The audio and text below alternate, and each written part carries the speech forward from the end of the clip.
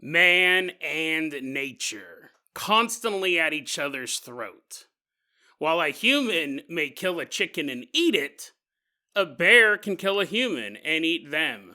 And none of them are a match for a mighty boulder rolling down a hill.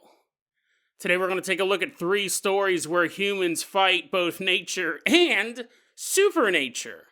From a man who became an embarrassing medical mystery, to a hiker walking through the woods and coming across the wondrous yet unexplainable sight, and finally traveling to the Great Smoky Mountains to find a lake that has miraculous properties, but only if you're not human.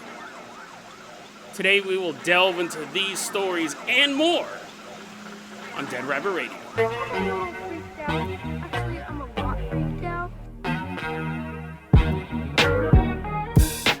Hey everyone, welcome back to another episode of Dead Rabbit Radio. I'm your host, Jason Carpenter. I'm having a great day. I hope you guys are having a great day too. I hope you guys are having tons of fun doing whatever you're doing. I hope you guys have some awesome plans for the weekend. I know what I'm doing on my weekend.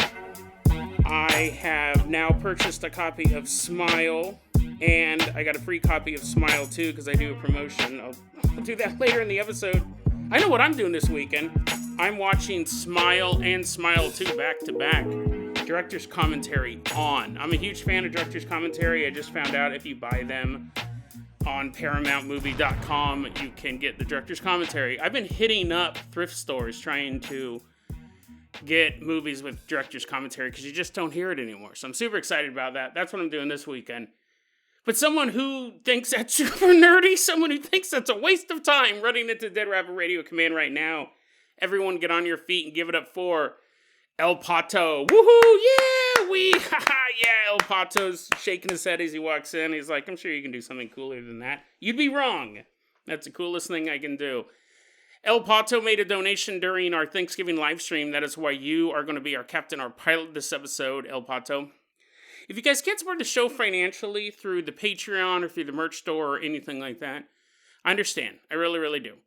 Just help spread the word about Dead Rabbit Radio. That helps out so much. Tell your friends, tell your family, tell everyone you know.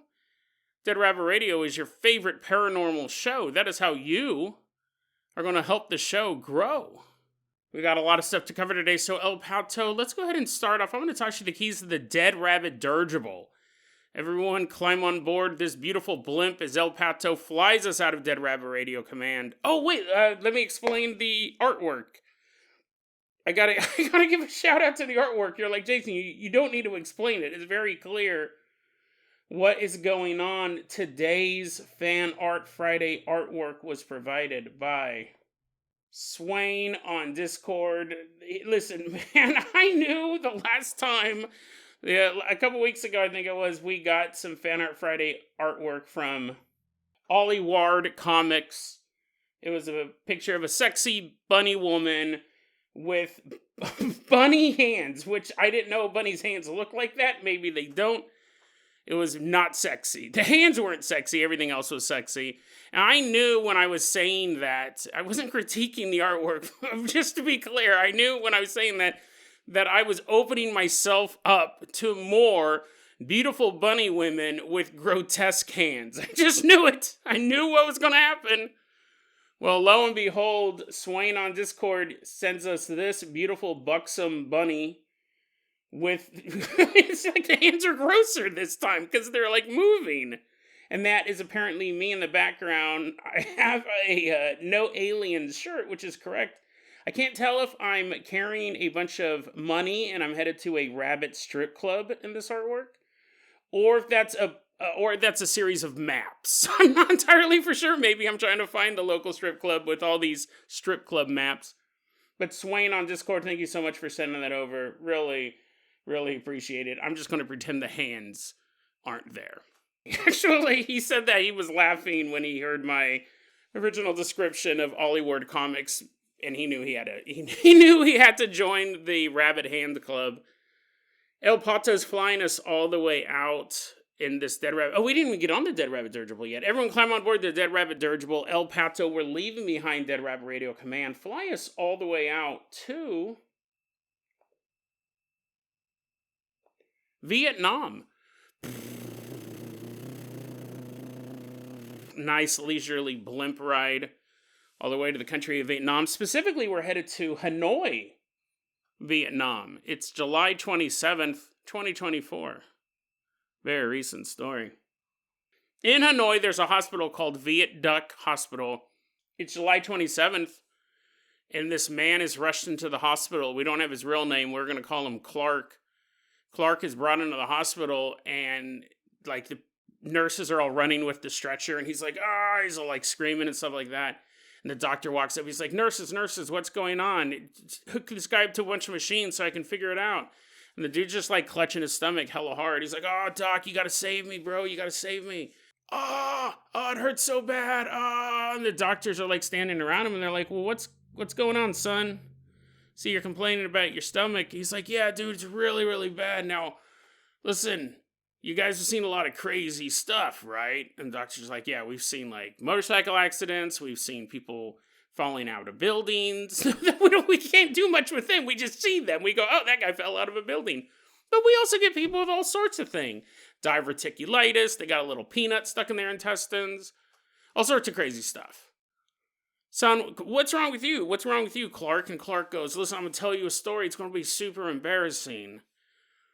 But, I mean, you guys have seen people fall out of buildings. So that puts me a little bit at ease, because what's going on inside of me might be as disgusting as a human body hitting the ground.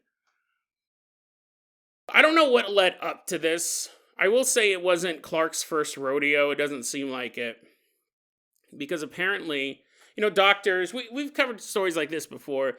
Doctors all over the world have said there is a problem with men sticking things up their butthole. And every doctor, I wouldn't say every doctor, right? I'm sure like a podiatrist probably hasn't seen this, or a dentist, hopefully not. But a lot of time doctors in hospitals and emergency rooms, they're like, it's oddly common that you get these young men, or really men of all ages, stick stuff up their butthole. Maybe it's I would say a soda bottle. Hopefully it's not a glass one. You're like, someone kicks you in the butt. You're like, I'm dead. I'm just going to bleed out now. Hopefully it's just a 20-ounce plastic one. Well, here's the thing. Hopefully it's nothing. Hopefully people aren't sticking these items up their butts, but there's tons of x-rays. You can find them all over the internet. People sticking up things up their butt for sexual pleasure. It's super not safe. Doctors say don't do it because inevitably things get stuck. Your body was not made to hold a Coke bottle. Some guy's like, hey, listen, doc, it was a 2-liter this time. Oh, no. Doctor's like, I can't even imagine how to get that one out. And it was full of soda, so it's all going to be shaken up. As you cut it out, it's going to spray you in the face. But anyways, it happens. We've covered this before. People put all sorts of weird nonsense up their butt. It's men mostly who get caught. Really they don't get caught. They go to the hospital because they can't get it out. They may do this multiple times. They're like, another successful session. There's a bunch of marbles on the floor rolling around. You're like, well, that was perfect size. That came out pretty easily. But every so often, you get a guy like Clark. Because Clark goes to the hospital because he inserted up his butthole. Any of these words would be bad. Any of these, if it was just this. A 2-foot long. So right there, you're like anything. A marshmallow 2 feet long is too big to stick up your butthole. A 2-foot long living eel. I mean, I was reading these articles. I was reading this article in the New York Post, and I was clicking on these other links, and they're like, it is phallic shaped. So it kind of makes sense. They were saying that. I'm not saying that because I'm like, I guess, yes, it's a tube. But when you think of things that are phallic shaped, they normally don't have fangs on the end of it. Because what happened was he didn't just stick this 2 feet long living eel up his butthole. It began chewing its way through his colon and intestines. Because it was still alive. and it was really scared. And it's dark in there, right? You probably thought the boogeyman was coming, right? He's like, oh man, I've had this nightmare before. Apparently, eels can live a long time without oxygen, or in a low oxygen environment, which would describe the human body. This dude stuck a 2-foot-long living eel up his butthole, and everything was fine until it began to eat him from the inside out. You can imagine right after he put it in, he's like, wow, another job well done, another wasted afternoon, but look what I got. I got an eel up my butt. And how long would it take before that eel started eating him? I don't know if the eel was just kind of like looking around at first, trying to find a way out, or if it immediately went to work and Clark immediately felt the pain, because that's what was causing the pain. It wasn't having the eel up his butt. It was that it was eating him. So he goes to the hospital and he tells the doctors, hey, I have a 2-foot-long eel up my butt. And the doctor, they're like, okay, go get our butt removal kit. We do this. It is common. Men sticking stuff up their butt. There you go. Well, this is a pretty easy fix, right? We're just going to go in through your anus and pull the eel out. So they prepped him. They got him down on the table, and the doctor's like putting on their gloves, and their goggles, and all that stuff. And they go, okay, Nurse Nancy, go ahead and give me that eel-shaped tool. We're going to open the anus about 4 inches in diameter, because that's how big the eel was. 4 inches in diameter. That's about as long as your thumb. Nurse Nancy, go ahead and give me one of those tube removal kits, 4 inches in diameter. Okay, I'm going to go in here and I'm going to pull this eel's... Huh? And the doctor's going up through the butthole. This is all on video, by the way, if you want to watch it. I just saw the photographs, but apparently it's on video. They try to go in through the butthole to get this eel out, which is still alive at this point. It's still eating him at this point. The doctor's like, oh, I got to take a coffee break. The guy's alive, spitting up blood. Hurry, doc. They go in through the butthole, and the doctor runs into something that's not an eel. And he's like, what? Hey, Clark, after you put the eel up your butt, after all that, after you inserted 2 feet of a living thing into your body, did you put something else up there? And he had. He also stuck up a lime. Like, straight up picked it off a tree, stuck it up his butt. Lime. In a way that's almost more perplexing than the eel. I don't know why he would do any of it, but here's the thing. If I ate something that made me horribly sick, I want to go, oh, okay, now I'm going to shove a lime down my throat. Why do you stick a lime up there? I mean, maybe to keep the eel in, but that was the problem. The eel couldn't get out, so it started eating him. So maybe don't put the lime up there. But the lime was wedged so far up there. You're clearly making this up. No, click the links. Click the links. See the photographs. There's a photograph of a eel and a lime sitting on this medical table. But anyways, the doctor goes, we can't get the lime out. The lime is stuck. So we're going to have to do surgery. They ended up having to open up his abdomen, reach in and pull out the still living eel. It's all snapping at the doctors. They're trying to get him. Doctors are like, ah. And then pulled out the lime. I don't know how they did that, because that was deeper in. I imagine maybe they used just like a broomstick. They're just like pushing it up until it pops out of the abdomen opening. There was a lime that he put in after this eel started eating him up. And what's interesting is, I was reading this article in the New York Post. It was written by Patrick Riley. They go, this isn't even the first time. Like, young men are constantly, or men of all ages, I keep saying young men, but men of all ages are constantly sticking stuff up their butthole. They go, this isn't even the first time someone stuck an eel up their butt in Vietnam. Earlier this year, a man went in and he had inserted a foot-long eel up his butt. Not the 2 feet that Clark was going for, just 12 inches for this pioneer. I'm wondering if Clark read about that first guy and go, oh, that sounds like a good idea. He was reading about it because the first guy, the eel, also was eating this man's stomach and he had to go to the hospital. But I wonder if Clark had heard about it. People are constantly sticking stuff up their buttholes. It's so weird. Like, at the end of the day, there's nothing in the world that would make a rational person stick a 2-foot long, here's a 2-inch long eel. It's not the length. It's the fact that it's a living creature that is going to eat you up. I mean, maybe if you were a masochist, maybe if you were really, that would suck if you were into like sadomasochism, but you're also lonely. You didn't have any friends. And you're like, you just want someone to beat you up. You just want someone to kick you down your stairs or shove an eel up your butthole. But you don't know anybody. You're just kind of a loner. That'd be pretty sad. Because I don't think you can you can't really do it yourself. You could throw a bunch of tacks on the ground and roll around on them, and you're like, oh, this is kind of okay. It's not really what I was hoping for. It's hoping for more dungeon experience. Instead of rolling around on my carpet, I got tacks all over my skin. I think you'd have to be a social person to be a masochist. But it's like, why would you ever stick a living creature up your butt? And at a certain point, wouldn't you just think, like, you look around your house and you're like, that's been up my butt, that's been up my butt, that's been up my butt. There's flies everywhere. You're like, probably should wash these things. Probably should just throw them out. You see like a candlestick, and you see like a kitchen chair. Like a kitchen chair. You're like, I've visited all 4 of those points.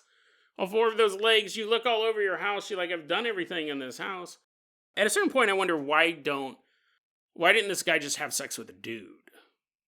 Because if that's what he's going for, if that's the type of stimulation he wants, like, why doesn't he just go, be like, oh, fine, right? He went through all the trouble of catching these eels, and he's like, oh, maybe I'll just go on Grindr. And we could eat eel. We could eat eel for dinner. At a certain point, it's like, what's really more dangerous? Going on a gay sex app. They're full of serial killers. I would never do that. Totally get murdered. Be on a Netflix special as victim number 3. You're like, at a certain point, you have to sit there and think. You're holding this eel.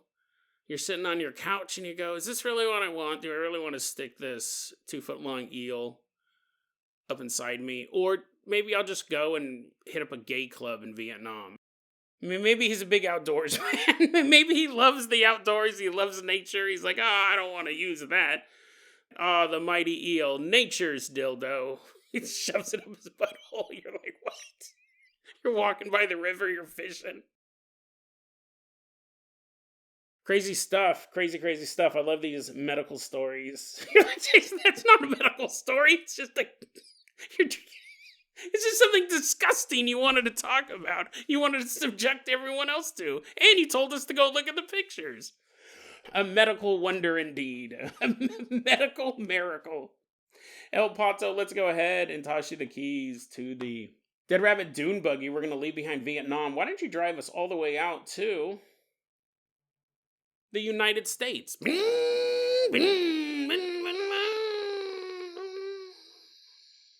Driving all the way out there. Clark's in the back seat. Every time you hit a bump in the dune buggy, he's like, my butt. We're headed all the way out to the United States, specifically the Southeast United States. The year is 2006. We're about to meet a young man. Let's go ahead and call him Jonas. Don't have his real name.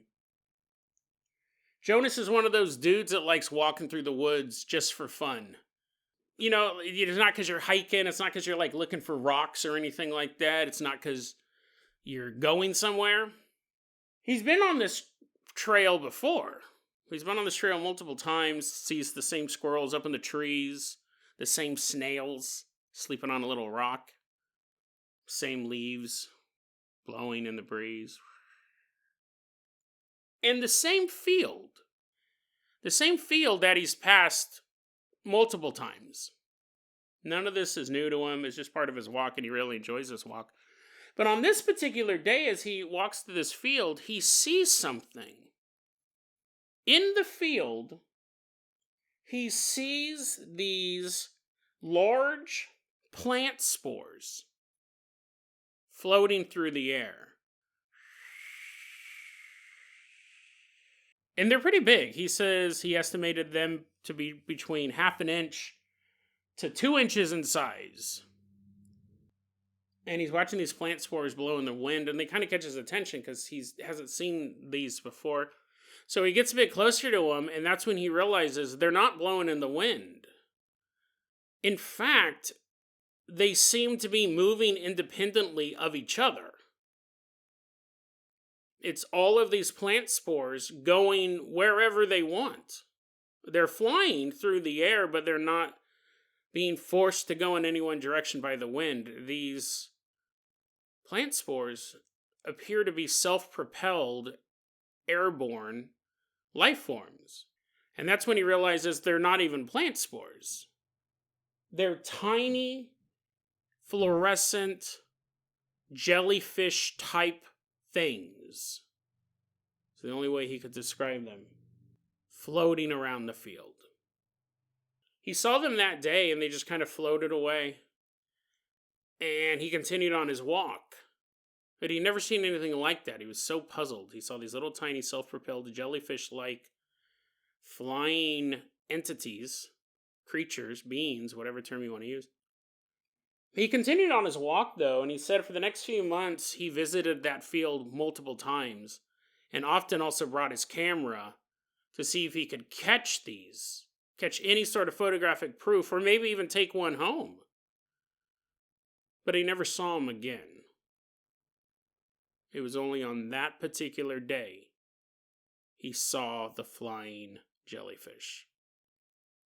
Multiples of them, right? It wasn't just one. An interesting story on its own, for sure. This is a really interesting part of UFOlogy that doesn't get a lot of attention. And it's the fact that UFOs themselves may be the living organism. And on top of that, there is a type of species on our planet called atmospheric beasts, or sky jellyfish. They're actually two separate types of entities. Sometimes that term is used interchangeably. I'll put these episodes in the show notes. We talked about them a long time ago. The idea that UFOs are actually the living creature itself.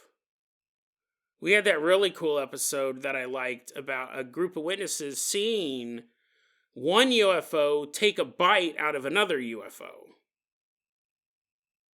It totally throws a wrinkle in the phenomenon, doesn't it? Because we think of aliens as coming from other planets. We think of them having these occupants.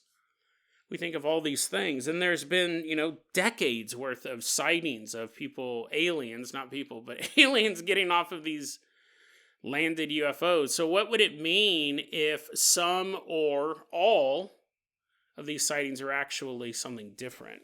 And you would have to go, well, are all the abductee stories fake? Are they all false memories? What's going on? Are some of the UFOs jellyfish or some of them not? So on and so forth. It's an interesting topic. The same thing with interdimensional Bigfoot versus a Bigfoot that is a biological being. No different than a monkey or a goat or a human or a snail. It's just something that's part of our ecosystem. Or Bigfoot is a biological being, but it also has telepathy, and it's this nature spirit and all of these things. Even in the Bigfoot community, there's different camps. Here we have the story of the atmospheric jellyfish type UFO. So here's the thing. I'm getting ahead of myself. You go, Jason, there's really no mention of UFO in this story. There's just some flying jellyfish, which reminded you of a older story. Which is true, and I haven't talked about the jellyfish UFO thing in a long time, so I thought it would be really cool to kind of revisit that. But when I was looking at this was posted online by someone going by the name Get to Giro. Maybe that's some video game reference or anime or something. Get to Giro. Someone commented on this. I thought this was really interesting. Someone using the username Stole1000.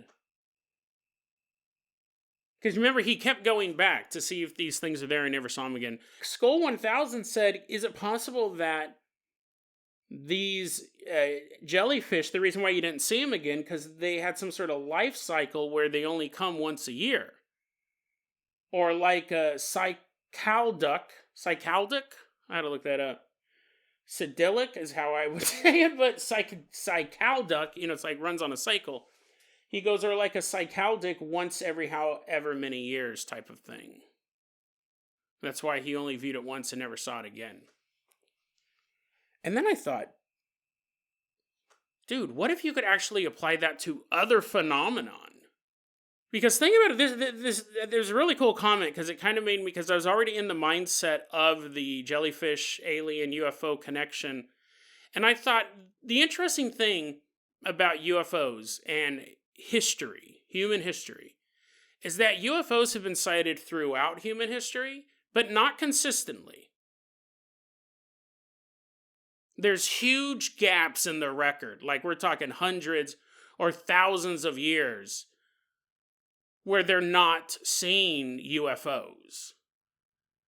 They may be seeing celestial events, like comets and shooting stars and things like that, eclipses, and mistaking them for some sort, because they wouldn't use the term UFO back then, obviously. They would just tell stories of angels and demons and these powerful forces fighting in the sky. But even those myths, even those stories that you find in different religions, even the stories you find in myths, they don't start and then continue all the way through history. Take the Greek gods, for example. They were super active back when the world was being formed, and then they were kind of active during the time of Greece. And then they got co-opted by the Romans, they became the Roman gods, and then they just stopped being active altogether. So if the idea was that the Greek gods weren't actually these mythological figures, but these were aliens doing interbreeding with humans, why would they stop? It's not Zeus coming down with a bolt of electricity to have sex with a human and create this monstrosity. It was alien experimentation, alien technology.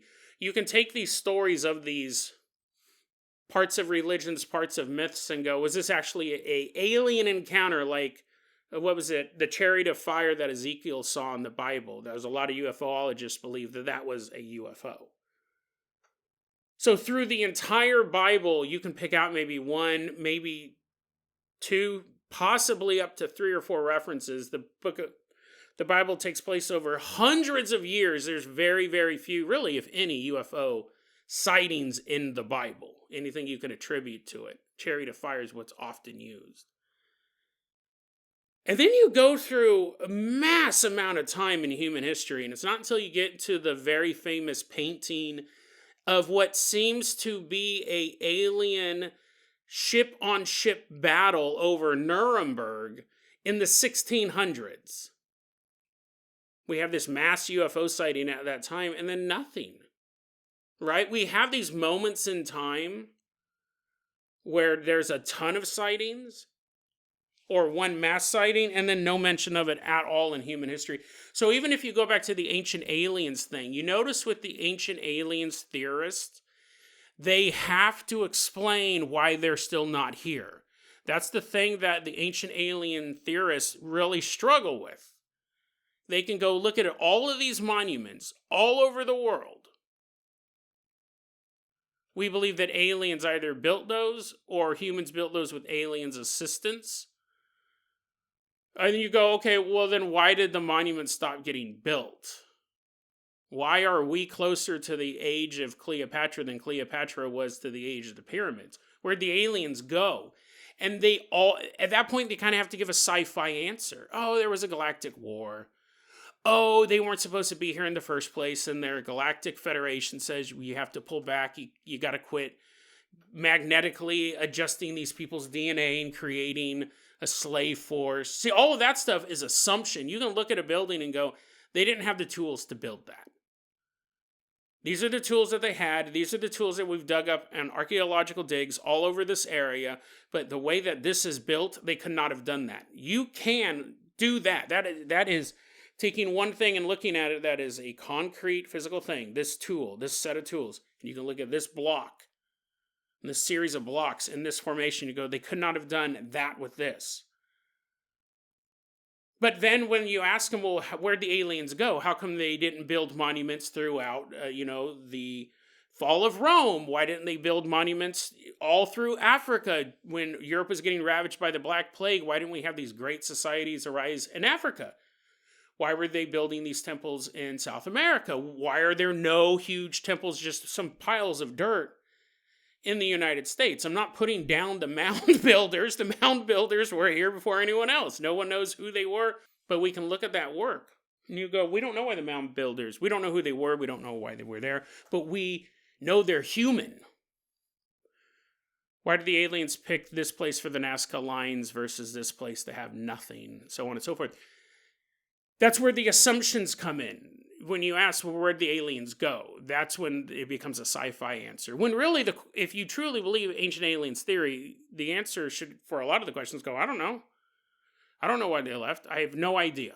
I can make up one, but I don't know. I can say that in the religious text of India, they talk about the Aryans flying away or something like that. Maybe that's what they did. I don't know. There's not enough I don't knows, I feel. Why? I don't know. Right? No, I think it's because people don't like to say I don't know. But anyway, what was I talking about? What was I talking about? Oh, yeah. So anyways, what I was saying was that we see aliens pop up throughout human history. And you may go, those actually aren't alien sightings. That's a misinterpretation of the work, or that is actually not a drawing of a UFO over Nuremberg. These are not drawings of UFOs in this pyramid. We don't have alien contact every single year, and really not even every single decade all across the world since the beginning of time. Why not? And I started to think about it, and I go, what if it is in this cycle? What if there is a cycle behind this all? And if the cycle's too big, you don't notice it. Like, we have Halley's Comet, comes around, every 72, 78 years, something like that? If there's a comet that only comes by once every 500,000 years, we would not know.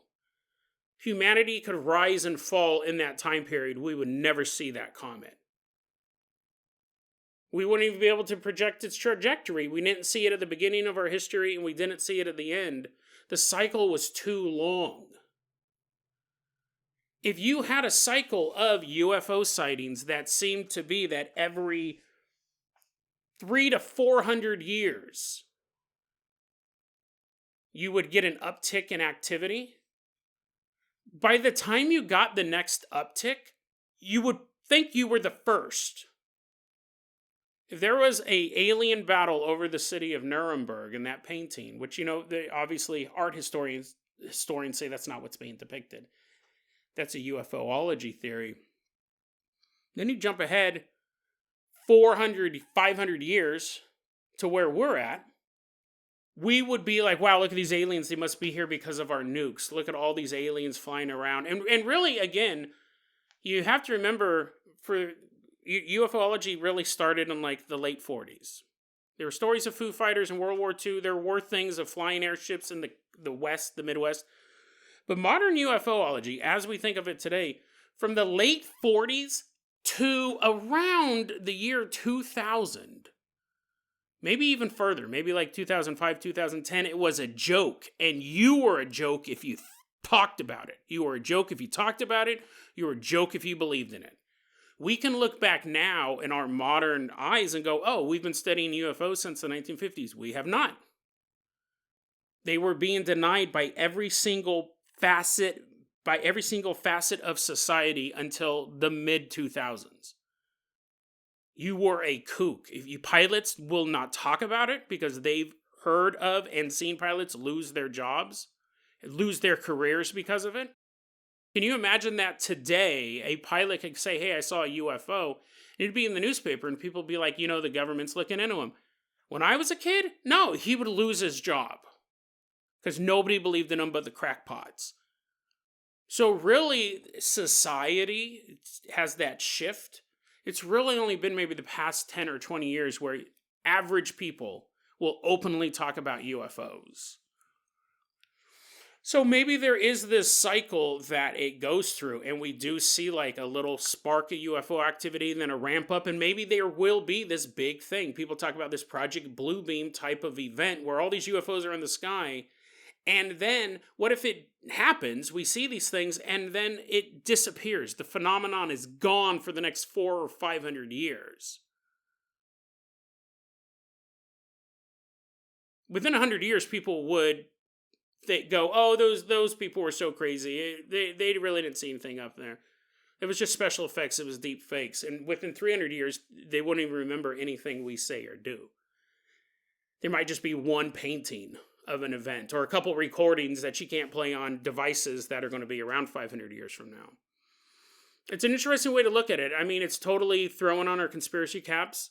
I just think that what if there is phenomenon that happens in a cycle, but the cycles are so big, we don't remember really the last time it happened and the time it happened before that. What if these UFO encounters creep up for whatever reason, right? I don't know why something like a UFO phenomenon, aliens visiting, would come in fits and spurts. But the truth of the matter is, if you believe in the ancient alien theory, where did they go for tens of thousands of years? Where have they been?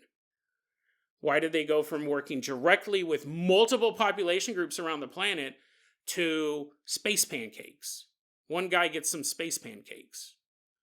What caused that? So there is a possibility that it does come in fits and spurts, and maybe there's just a point in time where the Earth is at in the universe or in the galaxy, it's easier to get to. Right? It's a quicker journey. It's a more fuel-efficient journey than if we're on the other side of the Milky Way, and then it's like, why even waste the gas? It could also be if aliens are interdimensional, there could be periods of time where there is a thinner bond between the dimensions. They can cross easier. So I don't know. I mean, again, I think that's a valid answer with a lot of paranormal stuff. I wish more people said, I don't know. I say it all the time, and I think it's a completely valid answer. That was probably one of the best pieces of advice my old journalism teacher, Bruce, gave me back in college, American River College. He goes, dude, sometimes you just have to say, I don't know. He told me that because I ran my mouth. I ran my mouth all the time. And while sometimes I was right on these particular subjects, he goes, you don't know. He goes, that is your opinion and you really don't know. So sometimes it's better to just say, I don't know, because that's the truth. You don't know. Well, that's pretty good advice, right? Got a piece of advice in my early 20s that it pays off in spades the day when my boss goes, where are all those reports? I'm like, I don't know. Alien took them. Well, El Pato, I wanted to do one more Smile 2 ad read. And I wanted to take one more trip to the Great Smoky Mountains to visit a lake that is magical. But I think we've run out of time. So I think we're going to save that story for Monday. And in the episode, I didn't plan on going on the whole Ancient Aliens thing. Is really what happened, right? You're like, Jason Hoare, you cannot talk about butt eels for 20 minutes. No, I will never not do that. Let me say this too. Let's wrap it up like this. El Pato, we're going to have you back on Monday's episode. Let me say this about Ancient Aliens, because if you've listened to the podcast for a long time, I've said multiple times that I don't believe in the Ancient Aliens theory. But let me add a little bit to that caveat there. There's a little caveat to that whole thing. What I should have said is that I don't trust the show. There is a YouTube video. It's like 4 hours long. You can skip around. Everything has the bookmarks. But it really changed my mind on the show Ancient Aliens. This guy, he said he was a huge fan of Ancient Aliens. He completely believed in the theory. He started doing his own research, which is what we recommend everyone to do. Any researcher worth their salt wants you to also do research to check our work. He goes, I watched the Ancient Aliens show and I started doing my own research and I found out that a lot of stuff they were saying wasn't true. It was either easily disproven or outright a lie. And he put together this long YouTube video that I discovered a couple of years ago. It was even before I was doing the podcast. And I watched it and I was like, wow, I can see it. Like he's explaining all of this stuff and he's backing his stuff up with, here's this report, here's this page, da da da da da. And you could tell it kind of hurt him to take down a show that he loved. He'd spent hours and hours and hours watching the show, and even more hours and hours and hours researching all this stuff. And I watched that video, and I think he brought up a lot of good points. I should, though, say it's not that I don't believe the ancient aliens theory is 100% not true. I don't particularly trust that show, which at the end of the day, it is a quote-unquote historical show, but, you know, it's on the same channel as Lot Pickers or whatever that is. What's the one? The Cherry Pickers? The two guys who drive around breaking into people's barns and taking antiques. Right. It shows like that. I will not say anything bad about Pawn Stars. I do love Pawn Stars. I've loved it since it came out. But, you know, they have all these other crazy shows on there. But, you know, I get it also. This is fringe science, and the scientific community doesn't like anyone to talk about this stuff. If it was up to them, they wouldn't even have the show. Archaeologists don't even want this discussed, which is disgusting, really. Science, there should be a space for all viewpoints, even ones we find objectionable. But anyways, I should say that it's not that I don't believe that aliens ever visited Earth in the past times. It's not even that I don't believe aliens guided humanity at some point. I do think it takes away some of the human ingenuity, the fact that we could build these things. A lot of these things that go, how did human build it? We don't know. It must have been aliens. We could do things. We're very, very crafty species. But what's interesting is over the years I have looked, and I never really gone on to this. I might do it in an upcoming episode or two because I know all this ancient alien stuff is coming back. I've done research into Graham Hancock. It's very interesting because he's had controversies where he has been fact-checked, and the fact-checkers were so wrong, the network had to apologize for having the fact-checkers on. As I'm talking about this, I'm trying to pull up that exact article where that actually happened from, but it was a huge issue. It might have been the BBC. I'll see if I can pull it up because I'd actually like to talk about it a little bit more because I know people are discovering Graham Hancock for the first time. He was invited, and this is all off the top of my head. Some of the details may be wrong. We'll wrap it up like this. He was invited on to do a show. He was talking about his beliefs in ancient aliens. They had the network would go, now let's talk to the people who say none of this is true. And they interviewed those people, and they're like, it's not true. This is the way, this is the way, this is the way all this stuff could happen. And then shortly after that, the network had to issue an apology because the fact checkers were wrong. So it's not that I completely dismiss Graham Hancock's or other ancient aliens theorist beliefs, because they're so numerous, it would be really hard to say I don't believe in any of them. But I think the show Ancient Aliens, the one that was airing on the History Channel, I think they did some editing and they left a lot of stuff out. They're trying to condense something into a half hour or an hour-long format, and it's not a show set up for debunking. But I think it steered a lot of people in the wrong directions. I'll put that YouTube video on. It really is cool. If it's still up, I was actually surprised that he hasn't got a copyright violation for it.